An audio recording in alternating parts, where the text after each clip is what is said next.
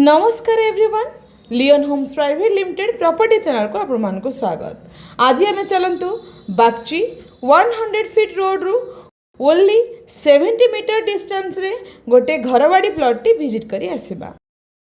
नमस्कार। भुवनेश्वर गोहिरिया छक आम समस्ते जानी से गोहिरिया छकरू आम राइट हैंड साइड रे ओभरब्रिज तले जाऊँच टुवर्ड्स मदनपुर बा गीता इंजीनियरिंग कॉलेज रास्ता रे। आपण माने देखंतु एठी बहुत गुड़ाए कमर्शियल एक्टिविटीज एबे धीरे धीरे डेभलप होउची। एई रोड टी हम जदी स्ट्रेट आगु को आगु जिबा ताहले छताबड़ छक बा बाईपास नेशनल हाईवे रे जाई पहुंचीबा, जोटा कि पितापल्ली रु चंदका देकी बारंग बा त्रिशूलिया रे जाई बाहरी छी। सो अप टू छताबड़ छक पर्यंत आज डेट रे डेवलपमेंट बहुत जोर रे बढ़ी चली। आपण माने जानी थिबे ए रोड को बेस करिकी Infocity to Bagchi hospital, Gita engineering college, cultural university ये सबू जेहेतु यही रोड को बेस करिकी फंक्शन करूचंती। सो बहुत जल्दी यही रोड रो एक्सपेंशन भी स्टार्ट होउची। नेशनल हाईवे रु आम प्लॉट रो डिस्टेंस ओनली 1 किलोमीटर। किछि बाट गला परे गीता इंजीनियरिंग कॉलेज रही आगो को लेफ्ट को देखिए गोटे डबल रोड जाइछि, जोटा कि इन्फोसिटी टू बा बागची हॉस्पिटल आड़ को रास्ता। आमे सेही छकरू लेफ्ट टर्न करी जिबा ओनली 450 मीटर डिस्टेंस। एई 100 फीट रोड रु बहुत नियर आम प्लॉट, जोटा कि आपण नेले इमिडिएटली कंस्ट्रक्शन वर्क स्टार्ट करि परिबे। आगरे देखंतु लेफ्ट हैंड साइड रे गोटे व्हाइट कलर बिल्डिंग, से व्हाइट कलर बिल्डिंग साइड रे रहिला हमर सेलेबल प्लॉट। एनीवे आमे एठू लेफ्ट को टर्न कले देखंतु एई रोड को बेस करिकी बहुत कंस्ट्रक्शन वर्क ऑलरेडी चालू रही बा कंप्लीट हो जाइए।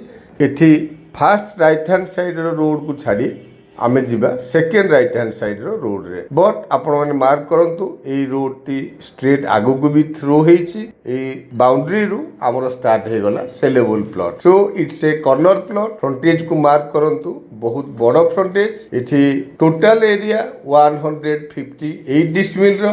आपण माने पेरिफेरल मार्क करंतु किछि कंस्ट्रक्शन वर्क एई सब रोड को बेस करके भी ऑलरेडी कंप्लीट हे सारी छी। सो जेहेतु फ्रंटेज बहुत भलो 100 फीट रोड रु only 70 metre distance. It's a corner plot. आपण माने चाहिए एठी तीनोटी प्लॉट डिवाइड करी 3 जन नहीं पारिबे। सो प्लॉट टी डेफिनेटली आपण मान को पसंद आसीबो। Thank you.